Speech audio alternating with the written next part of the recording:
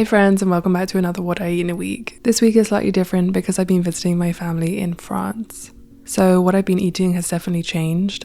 I've really stuck to my budget, and it's been really interesting to see how different the food is in France, especially in the south of France, compared to Denver in terms of pricing, what's available, and just seeing how generally I eat differently when I'm in Europe.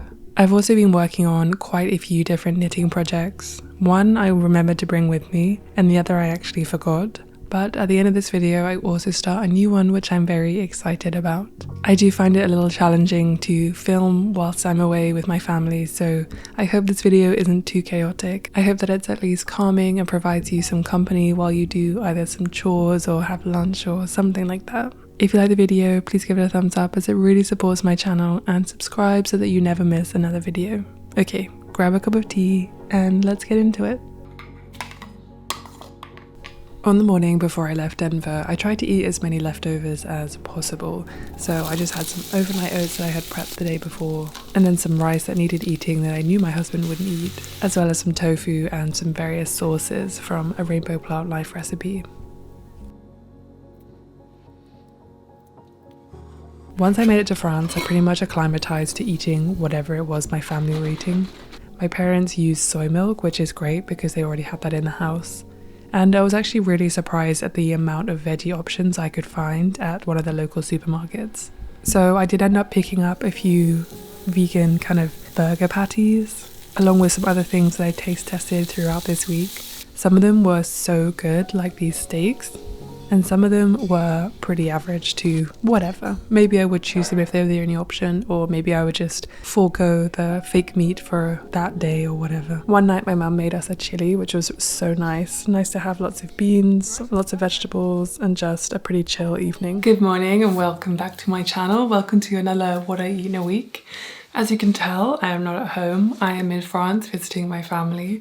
So what I eat is going to be honestly pretty different from what I eat in the US. And it's interesting because I got a comment maybe last year, maybe a couple of months ago, from someone who's followed me for a long time, saying that my eating habits have changed and what I eat have changed quite dramatically since I moved to the US. And I think that it's so easy for me to kind of not really realize that until I come back to Europe and I see what I'm eating here when I'm with my family, because my family eat like a lot of vegetables, a lot of grains, nuts and seeds, things like that. And it's become so apparent how differently I eat when I'm here. But one of the main reasons I think is because, especially in France, the food quality is really high, and it's also, depending on where you are, much more affordable than in the US. I was able to get 4 baguettes the other day for €3.30, and they were freshly made. That is wild. Anyway, I'm currently reading a book called The Undercurrent by Sarah Sawyer.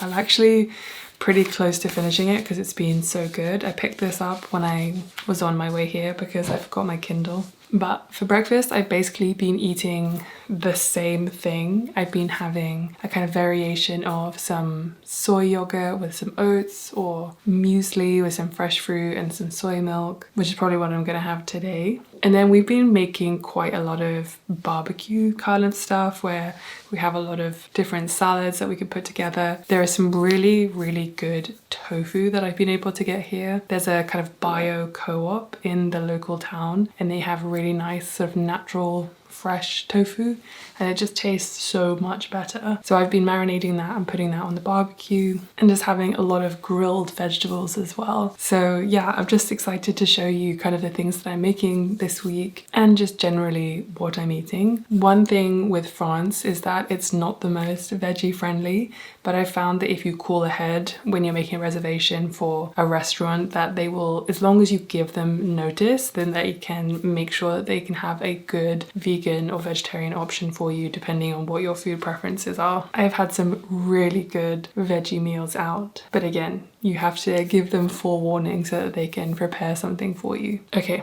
let's go and have some breakfast, and honestly, I'm going to dedicate my morning to this because I have really fallen off reading this year because I was really into knitting, but I forgot my knitting project, which had the needles on for my other knitting project that I didn't forget. So reading it is. I feel like I got really lucky with this book because I ended up reading it in just a few days. After I spent some time reading my book, I had some leftover fruit salad with some more muesli, soy yogurt and soy milk. And then I decided to make a really big array of salads for dinner for a big barbecue that we were having. I actually find that this is one of the easiest ways to cater for a lot of different dietary requirements. I'm the only person who eats vegan in my family, but a lot of my friends are vegetarian or pescatarian, or they eat meat as well. But if I make an array of salads, then people can just pick what they want and add things that they want to add. And it just makes it easier to have a bit of variety and choice and just give people different options. It also makes it easier for me if I'm the one who's kind of creating the base of the meal as well, because then I can cater it to my needs, which I guess are the most specific. And then I can separate things into different bowls if people want to add the things that they want that I wouldn't eat. So for this dinner, I made a quinoa salad. We had some quinoa in the cupboard, so I thought that that could be a good base for the grain. And then I just chopped up lots of different vegetables to go in that salad. Things like tomatoes and cucumbers, some spring onions, different herbs, and I think I might have added some avocado. If I didn't, then I did another day, and it was really, really good. I also made a watermelon salad. I basically just chopped up watermelon and added mint, and then my family added some feta to theirs. And I also made a potato salad. Potato salads are such a classic barbecue dish, and I never ever get tired of them. I always just make a really simple one with a bunch of herbs, some spring onions, and a kind of mustard mayonnaise base. Whenever I'm making these kind of meals, I always purposefully make far too much so that we have leftovers for the next day and the next day after that.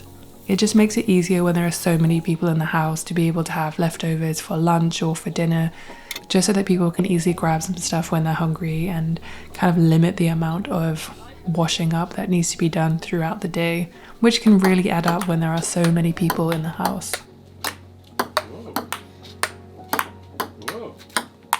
Immy is actually quite good. As I said, I've been trying out the different veggie options that I was able to find at the supermarket, and there was one by, I think it's Hura. It's a Spanish brand that I realized. I thought it was a French brand, but it's not.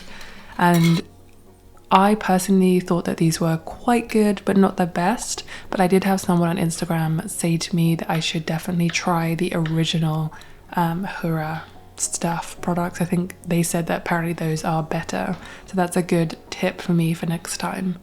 But on the whole, I have been very impressed with the veggie options, as I've mentioned probably a million times already in this video. And it's nice just to be able to have those extra things as someone who doesn't eat meat when you're having a big barbecue like this.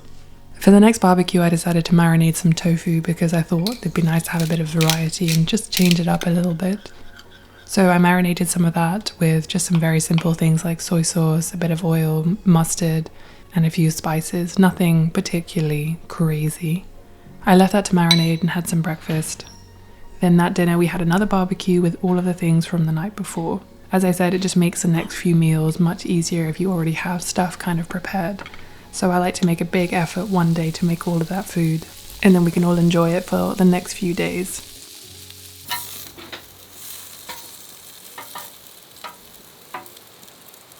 That evening I actually found my knitting needle, so I was able to continue with my project that I was working on, which is the camisole number 10 by My Favourite Things Knitwear, and I'm using the line Line by Sadness Garn, which is a kind of linen and cotton mix, which I really like. I'm really excited to finish this so that I can finally wear it. 2x2 rib really takes quite a while. I spent the rest of the evening knitting and I got quite far, but honestly I could knit for hours and still only make about 2 centimeters of progress with 2x2 rib.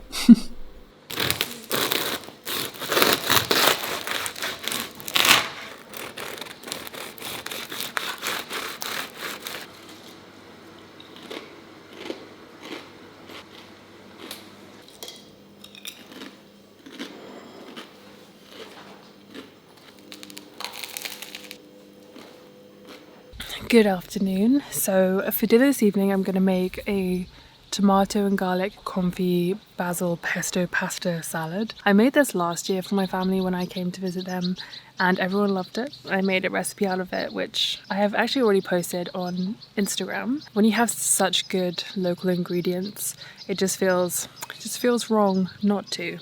So that's one of the meals that I'm making today, to try and just have a few different things, because to be honest, it's nice to be able to just eat the same things every day and then occasionally mix it up a little bit with something new. Also, I always like making a couple of meals for everyone whilst I'm here, and I'm very excited to make this recipe because I haven't made it actually since last summer, which feels very strange. I'm definitely excited for my tomato plants when I get home. I'm very excited to see kind of how those are coming along. My husband gives me lots of updates where he sends me photos of him watering the garden. It's so cute. He's looking after it very carefully for me. We also have a lot of tomatillos on the plants as well, which I'm very excited to see. But yeah, I'm gonna make that soon. I was also just been thinking about how I'm surprised at how many habits I've actually been able to keep up whilst I'm here. Usually, and I'm sure you all know, when I'm at home, I'm very good at being consistent with all the different things that I like to do.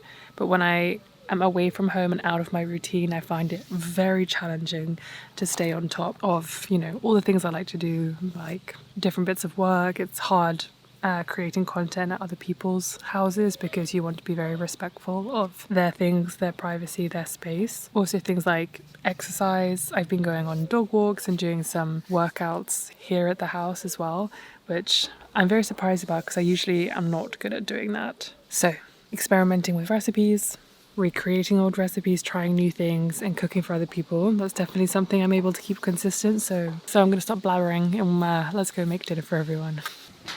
I always forget my own recipes. I have a notebook, but I left that at home. So I just have to go back over Instagram. I do have a food page on Instagram that is just food, and it's Immy Lucas. That's it. I have another Instagram, but that's for other stuff, and if you're not interested in food, then there's no need to follow me on there. But one other habit that I have kept up is doing therapy. I've mentioned on Instagram quite a few times that I did find a therapist that I liked, but then I ended up changing therapists to find someone who just suited my needs a little bit more. And if you haven't heard me talk about grow therapy before, I just want to take a little bit of time to talk about them, who are the paid partnership for this portion of today's video. I mentioned grow therapy in one of my previous videos because they provide accessible and very convenient therapy, especially if you're busy and you want to do it either in person or if you want to do it online as well. The nice thing about grow therapy is that they really try to focus on the human connection and making therapy far less clinical. I mentioned in my last video that therapy can seem very scary, but the impact that it can actually have on your life, especially the one that's had on my life, has been so fundamental that I really regret not trying therapy earlier. Grow Therapy is also a modern mental health platform, and they're trying to make therapy far more accessible, much more affordable, and they just make it so much easier to find someone who actually suits you, your needs, your cultural background, and if you want to see a woman like I did, for example. So Grow Therapy is an easy to use platform, and they're covered by over 50 plus insurance companies, including Medicaid in select states. You get the choice between in-person or virtual sessions, and there's no commitment, there's no subscription services, and there are thousands of licensed diverse providers. If you'd like to learn more about Grow Therapy, then you can check out the link in the description below or use the QR code that's going to be on this screen now. Okay, let's make our tomato and garlic confit pasta because it's a fan favorite. Okay, this recipe is always a crowd favorite, but for some reason I find it very hard to be consistent with the flavors of this. And I think it's all to do with how long I cook the tomatoes for. I think I might not cook them for long enough to really get some of the liquid to evaporate so that the flavor becomes really kind of concentrated. But nevertheless, it turned out very well and I'm very happy with the final result. The next day, a couple of my friends arrived, so I ended up just putting together whatever I could for everyone each day, cobbling together leftovers, having the same breakfasts, and just generally trying to make sure that everyone was fed and had good, delicious food. I did try a few more vegan alternatives. There was a chicken alternative that I tried that I would say was pretty good, but the consistency, I don't know, maybe a little bit too squidgy for me, but I did like it. And it was something I would probably try again, but maybe in, I don't know, maybe in a different dish. In an attempt to make our salads a little bit more interesting, we kind of went down a little bit more of a meze route, but we added some olives and some falafel that we were able to find and some hummus. And my mum also made some pumpkin seeds that she kind of fried in some oil with some salt and pepper, which were delicious, and they add so much flavor and crunch to any salad that I'm making. For the next few days, I didn't really film very much. I kind of prioritized spending time with my friends and family and had such a great time just catching up with everyone. Once I ran out of yarn for my 2x2 rib top, I just decided to move on to a new pattern. I'm making the Olga sweater by Petite Knit. On Instagram, I asked people what I should make and which pattern they thought would work best for the kind of getting into autumn knitting. And everyone said this one, or at least said I should try this one, and it just looks really fun. I haven't really made anything that's stripy, so I spent a good few hours one evening getting started with this. And yeah, I'm going to be heading to London in a couple of days to see some other people, and I'm going to try and check out all the vegan restaurants that have kind of popped up or I haven't tried ever since being away. So I'll give lots of updates on Instagram if you're interested about that. But yeah, it's been a really nice, peaceful time just hanging out with close family and friends, getting back into reading and starting some fun new knitting projects. That's pretty much it for this week. I really appreciate you watching this video and I hope that you enjoyed it. As I said, I find it a little challenging to film when I'm not at home, so I have so many video plans done and ready to go when I get back. And I hope that you enjoy the rest of your summer, and I'll see you very soon. Okay, bye.